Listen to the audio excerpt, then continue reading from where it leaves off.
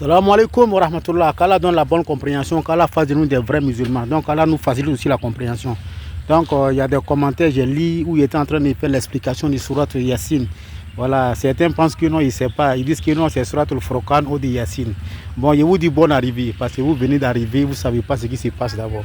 Quand on dit tafsir le Coran, c'est-à-dire l'explication du Coran, là, il y en a trois seulement.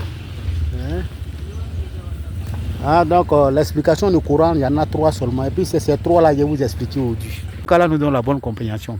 Et puis je vais vous rappeler aussi qu'on ne peut pas traduire le Coran en français. Ce que nous on fait là, on appelle ça essai. Même lui qui a écrit le Coran en français là, il dit j'ai essayé.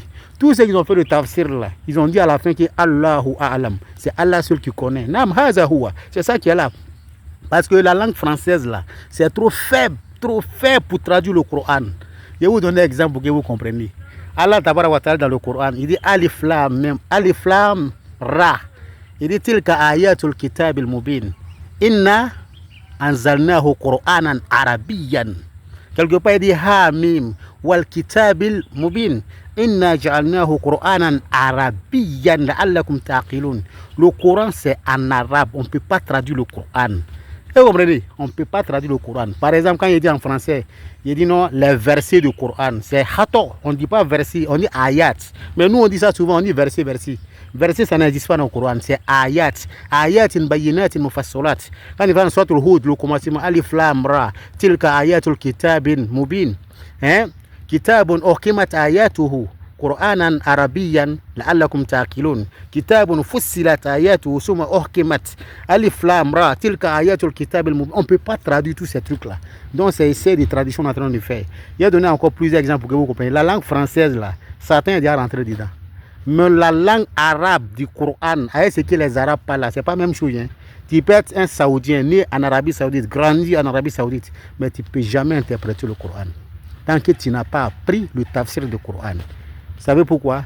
Parce que Allah Tabaraka wa Ta'ala dit وَلَوْ جَعَلْنَاهُ قُرْآنًا أَعْجَمِيًّا لَقَالُوا لَوْلَا فُصِّلَتْ آيَاتُهُ أَعْجَمِيٌّ وَعَرَبِيٌّ قُلْ هُوَ لِلَّذِينَ آمَنُوا هُدًى وَشِفَاءٌ. Voyez, Allah dit si elle fait descendre le Coran dans une autre langue qui n'est pas l'arabe là. Il dit les gens allaient trop discuter. On allait faire les discours.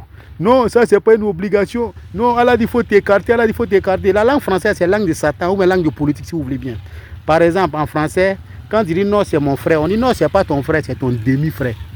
Il y a demi-frère aussi en français. Ça veut dire de sa tête là jusqu'à son nombril, ça c'est ton frère. Mais de son nombril jusqu'à ses pieds là, ça c'est pas ton frère. Ça c'est en français on voit ça. Ou bien tu dis non c'était ma mère. On dit non c'est pas votre mère, c'est votre belle-mère. Belle-mère. Subhanallah walhamdulillah. Belle-mère. Belle-mère. Non c'est pas ta mère, c'est ta belle-mère. Depuis quand? Il y a vilaine mère. Si il y a belle-mère, c'est qu'il y a vilaine mère. Oui. Non, mon beau-frère. Non, ma belle. Tout cela, c'est langue politique. Donc, si tu veux interpréter le Coran en français, si quelqu'un veut te combattre là, c'est trop facile. Il va prendre des ayats shubuhat. Il va te mélanger avec ça. Tu vas penser qu'il a raison.